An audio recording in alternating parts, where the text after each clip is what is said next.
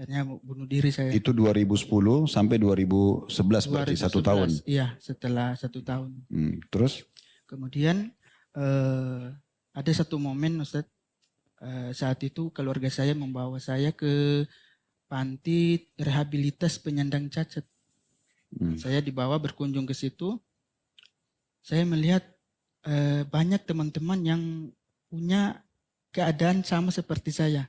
Bahkan ada yang lebih parah dari saya. Ada yang tidak punya kaki, bahkan ada yang hanya di tempat tidur, tidak bisa gerak.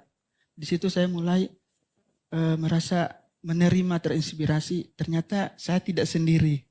Tapi waktu itu belum amputasi ya? Sudah. Oh sudah. Setelah diamputasi saya diajak keluarga. Nggak, sekarang dari pada saat selesai tadi diperiksa di rumah sakit itu, proses amputasinya kapan?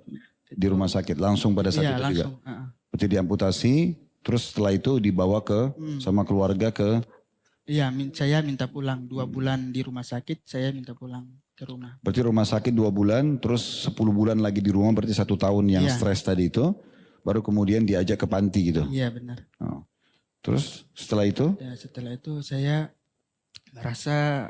Yang dilihat di panti tadi yang dikatakan orang lebih parah itu seperti apa? Ya ada yang di kursi roda, ada yang tidak punya kedua kaki. Mereka cacat dewasa atau dari lahir? Cacat dewasa. Tapi mereka semangat. Mereka semangat dengan keadaan seperti itu. Saya mulai terinspirasi, mulai tenang, mulai berdamai dengan diri saya. Kemudian balik dari situ, saya di rumah ada radio.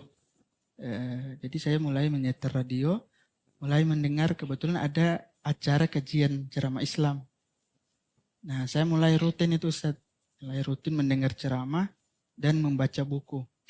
Saya juga belajar sholat. Saya kan tidak punya keseimbangan. Saya belajar bagaimana saya sujud, bagaimana saya ruku, bagaimana saya bangun dari ruku. Itu saya belajar Ustaz. Baru saya merutinkan sholat itu.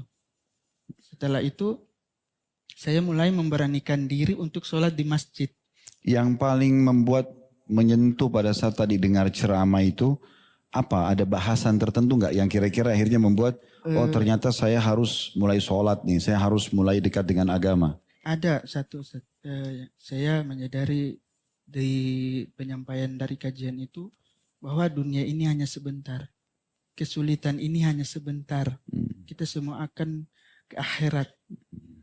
Itu berarti bahasa teksnya yang paling menyentuh sehingga akhirnya membuat Faisal mau mendengar agama, mulai mendengarkan ceramah, mulai praktek sholat. Jadi apa yang